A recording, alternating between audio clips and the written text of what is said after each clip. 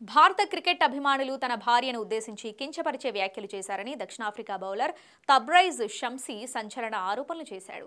అంతేకాకుండా తన కుటుంబ సభ్యులను టార్గెట్ చేస్తూ సోషల్ మీడియా బెదిరింపులకు దిగినట్లు అతను వెల్లడించాడు.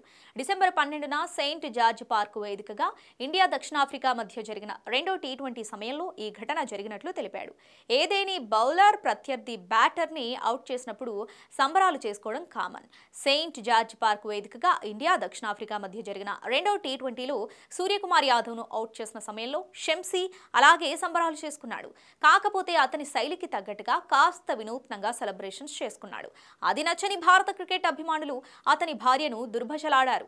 ఏమన్నారు, ఎలాంటి వ్యాఖ్యలు చేశారనేది బయటకు చెప్పని షంసీ ఈ ఘటన వల్ల తన కుటుంబ సభ్యులందరూ మనోవేదనకు గురైనట్లు తెలిపాడు.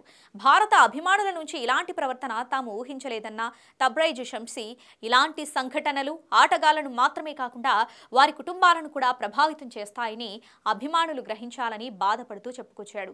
నన్ను దుర్భాషలాడారు, ఇది బహుశా ఎప్పుడూ లేనంత చెత్తగా ఉంది.